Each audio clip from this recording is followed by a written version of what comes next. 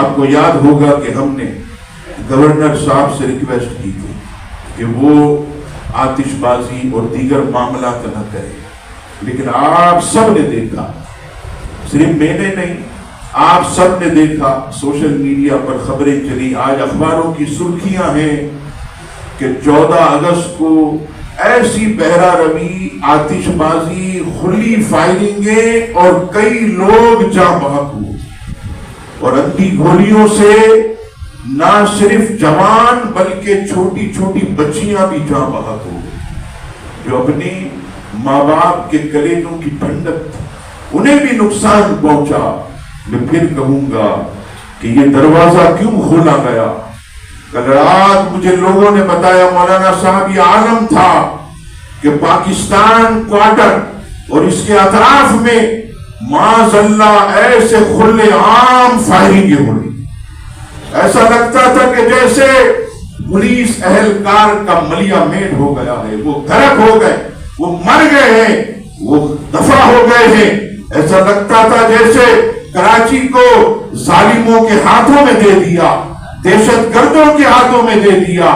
ایسا لگتا تھا جیسے ہر طرف دہشت گردوں کا راج ہے، فائرنگیں ہو رہی ہیں، گولیاں چل رہی ہیں، کوئی اسٹریٹ فائر کر رہا ہے، کوئی ہوائی فائر کر رہا ہے۔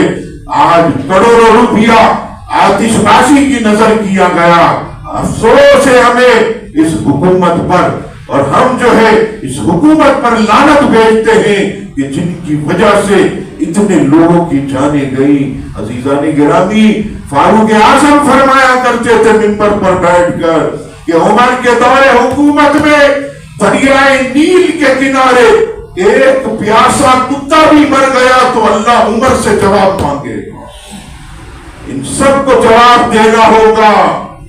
یہ جو سب کچھ ہوا ہے یہ آج اگرچہ یہاں بچ جائیں، لیکن کل انشاءاللہ اللہ کی عدالت میں ضرور کھڑے ہوں گے۔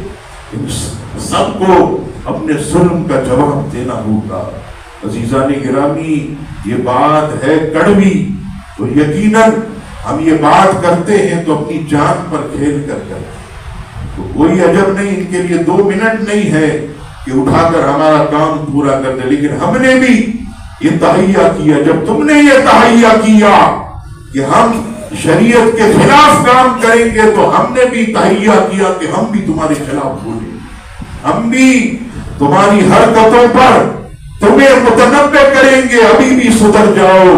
تم نے نہیں دیکھا کہ جنہوں نے شریعت کو پامال کیا آج ان بڑے بڑے حکمرانوں کا نام لینے والا بھی کوئی نہیں، انہیں ایثار ثواب کرنے والا بھی کوئی نہیں، ان کو ایک سورہ فاتحہ پڑھ کر بخشنے والا بھی کوئی نہیں۔ تمہارا بھی یہی حال ہوگا۔ آؤ، اب بھی وقت ہے، توبہ کرو، اس ملک، اس شہر اور اس صوبے کی ترقی کے لیے کام کرو۔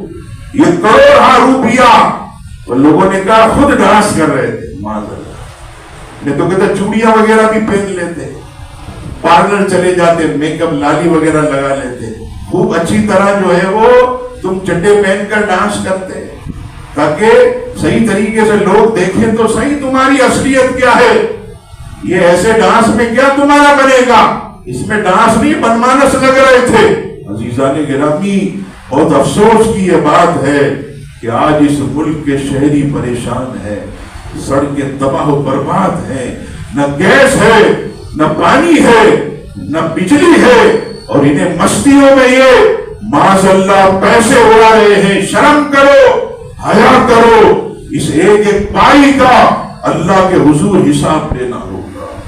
اور ایسا نہیں ہے ہر کسی کو، ہم بھی غلط کریں گے تو حساب دینا ہوگا، صرف تم ہی نہیں تو ہر کوئی اپنے بارے میں سوچے اور اچھی طرف جائے۔ عزیزان گرامی، یہی نبی پاک علیہ الصلوۃ والسلام کی تعلیمات ہے۔